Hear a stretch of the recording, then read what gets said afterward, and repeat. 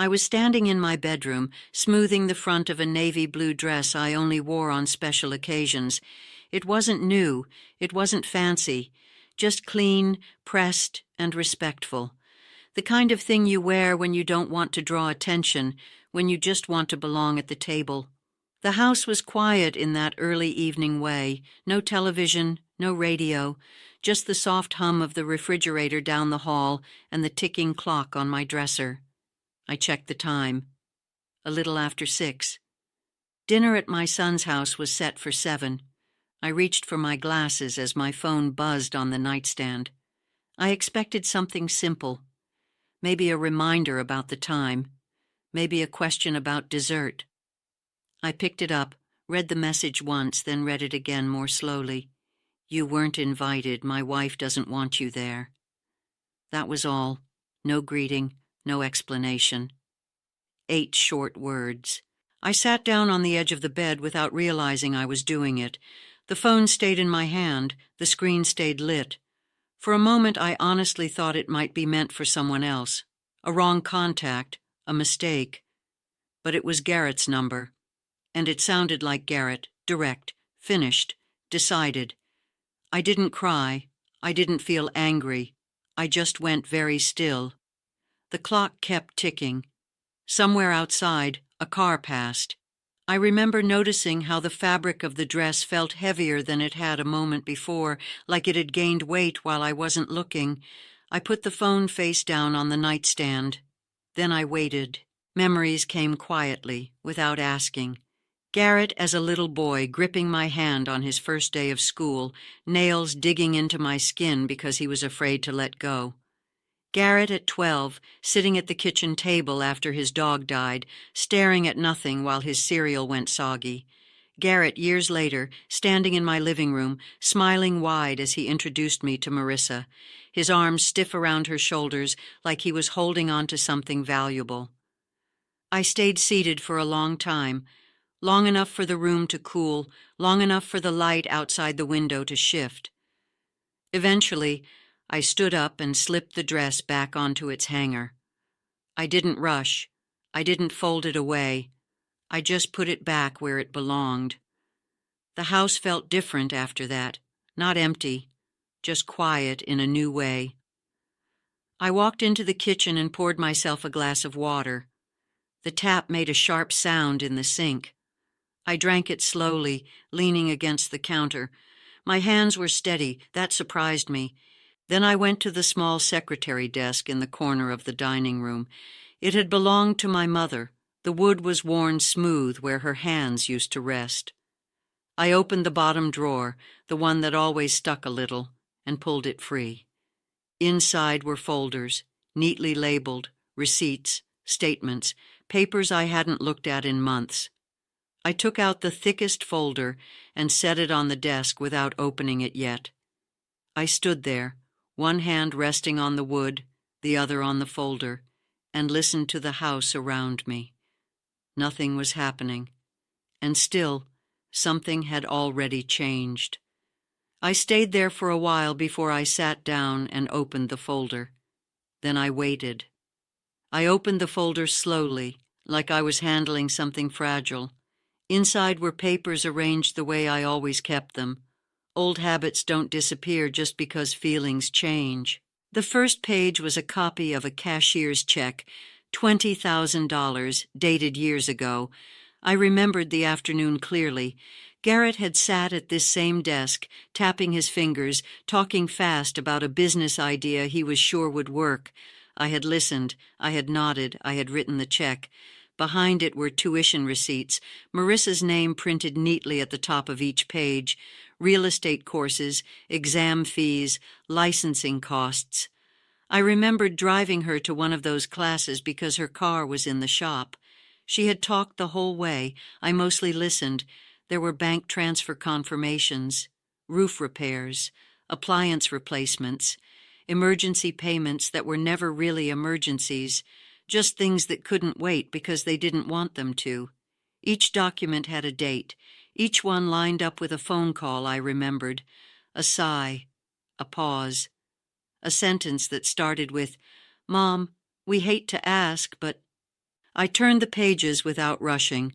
The paper made a dry sound against my fingers. I noticed how calm I felt reading them.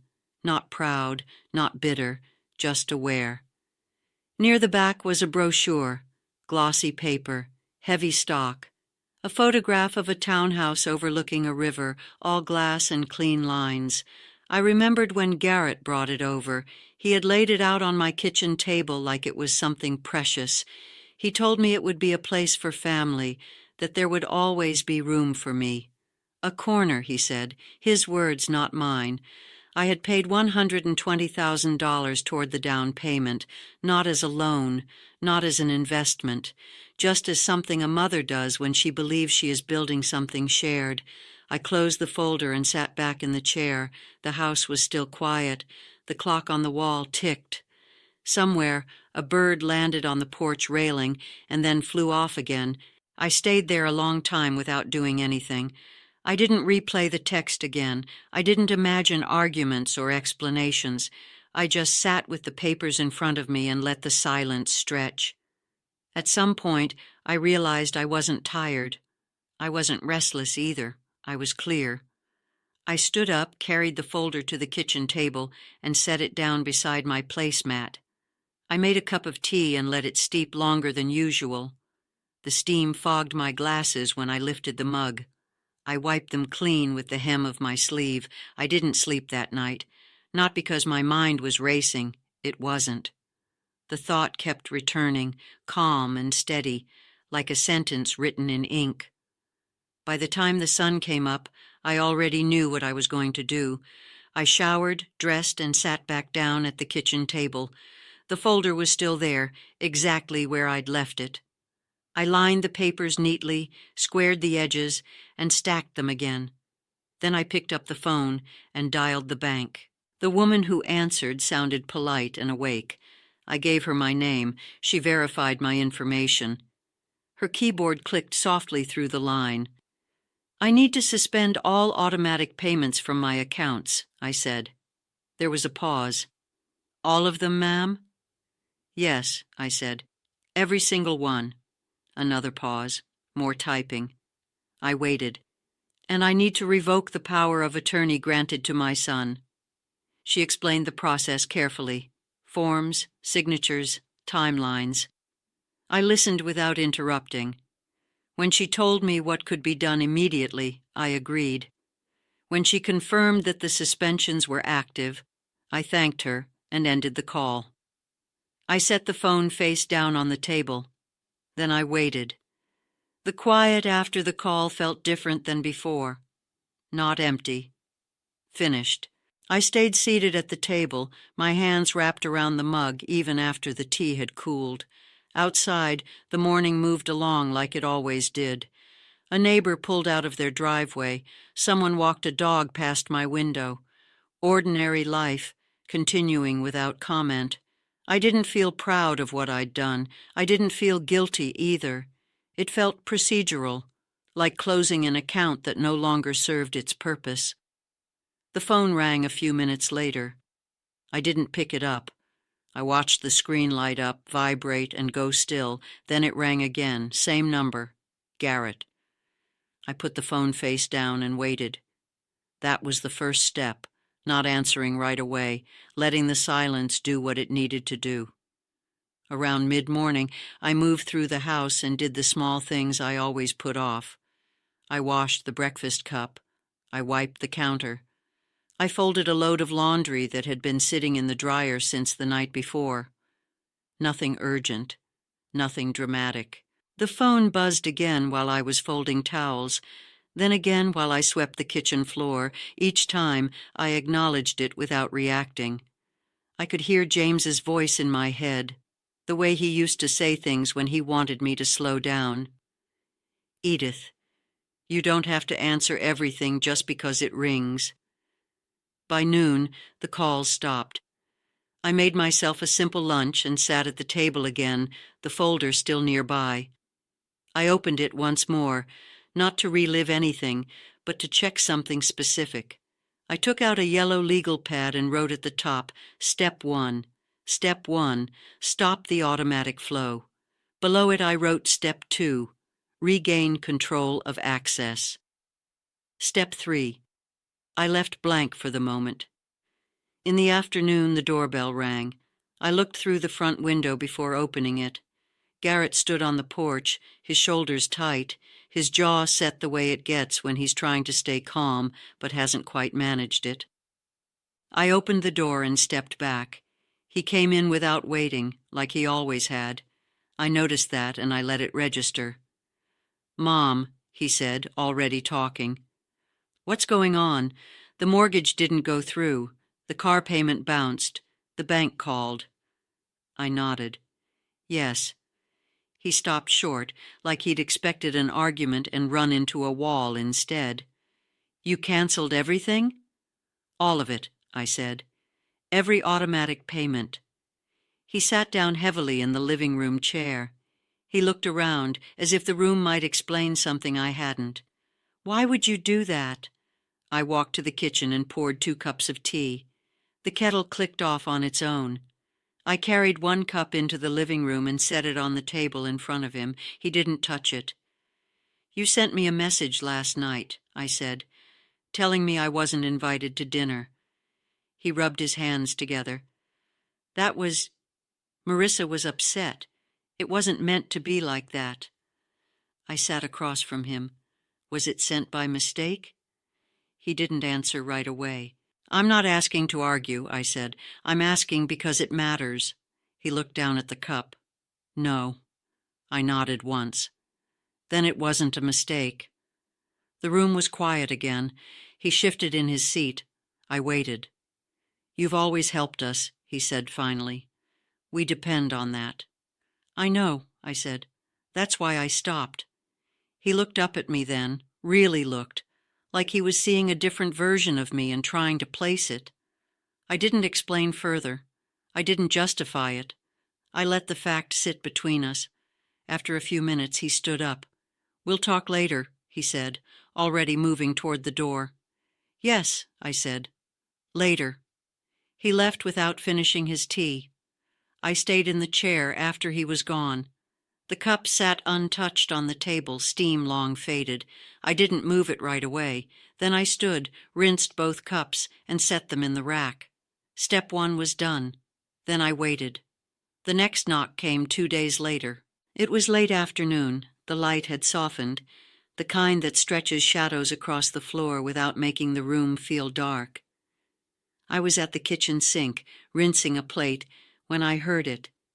Not firm, not confident. Just a quick knock, followed by a pause. I dried my hands before opening the door. Toby stood there, shoulders slumped, shirt wrinkled like it had been slept in. His hair was uncombed. His eyes didn't meet mine right away. He stepped inside slowly, like someone entering a place where the rules had changed and he wasn't sure what they were anymore. "Hi, Grandma," he said. I nodded and closed the door behind him. "Sit down." He did. The couch dipped under his weight. He leaned forward, elbows on his knees, hands clasped together. I stayed standing for a moment, then took the chair across from him. "My credit card's frozen," he said. "I can't pay my rent. My car payment's overdue." He said it all in one breath, like reading off a list he'd rehearsed. I waited. "I need help," he added, quieter this time. "How much?" I asked. He hesitated, looked at the floor. "About 7,000. I nodded once. "What did you spend it on?" There was another pause. "A phone, a trip, some stuff." I didn't react. I just watched him sit there, still leaning forward, still not looking up. "You've been working for 2 years now," I said. "At the insurance company." "Yeah." "So why haven't you learned to manage your money?" That finally made him look at me. His face flushed slightly. "I guess I always thought, if things got bad, I could ask Mom and Dad, or you." I let that sit. "That's the problem," I said. "I'm not a backup plan." He leaned closer, his voice dropping. "Just this once, Grandma. I swear I'll pay you back." I shook my head. "No." The word wasn't sharp. It didn't need to be. He sat back, stunned. I could see the moment land. Not anger, confusion. "But," I continued, "I will offer you something else." He blinked. "Like what?" "My lawyer is looking for a part-time assistant," I said. "Phones, filing. It's not easy work, but it's steady. You'll earn your way out instead of borrowing it." He stared at me. "You'd do that for me?" "I love you," I said. "That hasn't changed. But I'm done pretending that money is help when it's really avoidance." He didn't answer right away. He nodded once, slow and uncertain. After he left, I stood at the front window and watched him walk down the path. He didn't rush. He didn't look back. He just kept going. That evening, there was another knock. Softer this time. Rebecca stood there with a grocery bag in her arms. "I brought dinner," she said. I stepped aside to let her in. She didn't ask questions right away. She unpacked the groceries, she washed her hands, she chopped vegetables while I boiled pasta. The kitchen filled with quiet, ordinary sounds. After a while, she spoke. "Are you okay?" I looked at her, really looked. She had always been like this, present without demanding space. "I am," I said. "I think I finally am." She smiled, small and relieved. "Good." We ate together at the table. No tension, no bargaining, just food and conversation. When she left, she hugged me longer than usual. "I'm proud of you," she said. I didn't respond. I just held her there for a moment. Later that night, I wrote Step 3 on the yellow pad. Step 3, hold the line. I turned off the light. Then I waited. The call came the next morning. Garrett's voice sounded measured, careful in a way that told me he'd rehearsed. "Mom, we need to talk as a family." I was standing at the kitchen counter, drying a plate. I finished what I was doing before answering. "Tomorrow," I said, 2:00, my house. There was a pause. "Okay." "No surprises," I added. Another pause. "Of course." The next day, I cleaned the house the way I always had. Not because it needed it, but because routine settles me. I vacuumed the living room. I wiped the table. I set out extra cups and then put half of them back. At 2:00 sharp, Garrett arrived. He looked tired. His shirt was wrinkled. His eyes had the flat look of someone who hadn't slept enough. "Mom," he said, stepping inside, "I wanted to talk to you before—" Before he could finish, I noticed movement through the front window, cars pulling in, one after another. I walked to the window and stopped. Marissa stepped out first, dressed carefully, hair perfect. Behind her were her parents, her sister, and two people I didn't recognize right away. They moved together, confident, like this was something planned. I turned back to Garrett. "You brought an audience." He swallowed. "She thought it would help." The doorbell rang. I opened the door slowly. Marissa stood front and center, her smile already in place. "Good afternoon, Edith. We're here to discuss this situation as a family." "This is my home," I said, "and I didn't invite all of you." Her smile tightened. "You," I said, looking at Garrett, Toby, and Rebecca, "may come in. The rest can wait outside or leave." For a moment, no one moved. Then Marissa turned to her family. "Please wait in the cars." They did, reluctantly. Inside, the room felt smaller with everyone seated. I didn't sit right away. I stood near the window, hands folded, and let the silence settle. "So," I said, "who wants to explain why this meeting needed spectators?" Marissa spoke first. She talked about responsibility, about how my decisions affected everyone, about plans and expectations. She spoke for a long time. I listened without interrupting. When she finished, I asked one question. "When did I agree to be responsible for all of that?" No one answered. Garrett finally spoke. "We've relied on your help for a long time. We didn't think you'd ever stop." "I know," I said. "That's the problem." I turned to Toby. How often did you visit me just to visit? He looked down. I looked at Marissa. Tell me one thing you've done for me without expecting something in return. She opened her mouth, closed it. What followed wasn't shouting. It was quiet, heavy, unavoidable.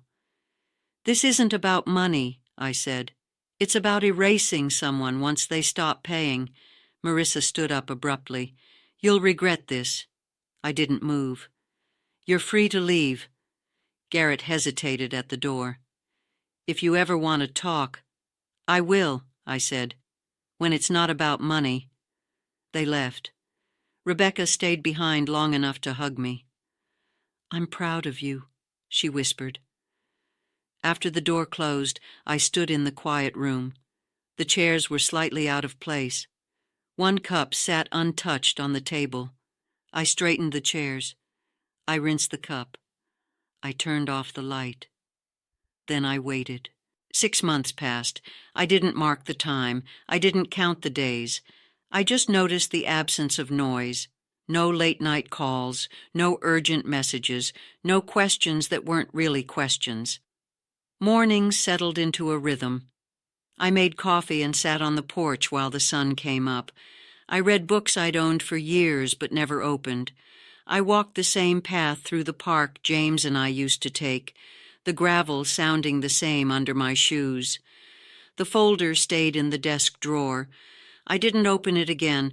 Rebecca visited often. She never announced herself with urgency. She knocked, waited, and came in smiling. Sometimes she brought groceries. Sometimes she brought nothing at all. We cooked together. We talked.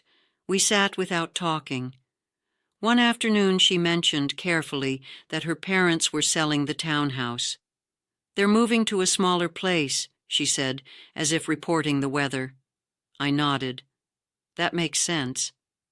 She added that Marissa had taken on extra work, that Garrett was learning to manage a budget for the first time, that Toby had taken the job with my lawyer and was showing up on time. I didn't respond right away. I rinsed my cup. I set it upside down on the towel. That's good, I said. A week later, I ran into Toby at the grocery store. He looked tired, different. We exchanged a quiet hello. Nothing more. That was enough. In early spring, I booked a flight to Italy. It had been James's dream. We'd talked about it for years and always postponed it. Rebecca insisted I go. Do it for you, she said. So I did. Now I sit on a terrace in Tuscany, watching the sun settle over the vineyards. My oldest friend sits beside me, writing in her journal. She looks up and smiles. You look lighter, she says. I am, I reply. My phone buzzes on the table. Garrett's name lights up the screen. I look at it. Then I turn the phone face down and leave it there. I don't need to answer. I lift my glass and watch the light fade. The quiet feels earned, and somewhere back home, a neighbor mentioned an older woman on my street who's been covering her family's bills without realizing it. I made a note to check on her when I return. Not with money, just with time. I take a slow breath. The evening settles. The day is done. This is the final part.